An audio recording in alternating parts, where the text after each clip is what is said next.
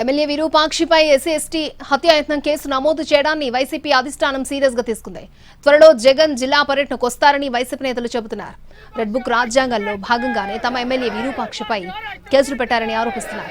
విరూపాక్షి సహా పోలీసులు అదుపులో ఉన్న ఇతర వైసీపీ కార్యకర్తలను వదిలిపెట్టాలంటూ చిప్పగిరి అంబేద్కర్ సర్కిల్ దగ్గర బైఠాయించి నిరసన తెలిపారు వైసీపీ నేతలు. తమ పార్టీ నేతలపై టీడీపీ శ్రేణులు దాడులు చేశారని, వారిపై ఎందుకు చర్యలు తీసుకోవడం లేదని ప్రశ్నించారు.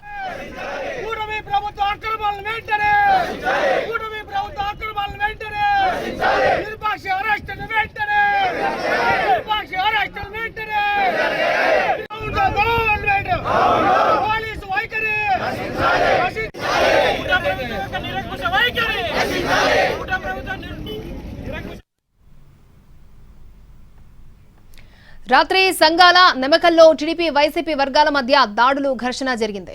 ముందు సంఘాలలో వైసీపీ నేతలు గిరి, ఎమ్మెల్యే విరూపాక్షి తమ్ముడు శ్రీరాములుపై టీడీపీ నేతలు దాడి చేశారు. దాంతో నిందితులను అరెస్ట్ చేయాలని పీఎస్ ముందు ఎమ్మెల్యే విరూపాక్షి ధర్నా చేశారు.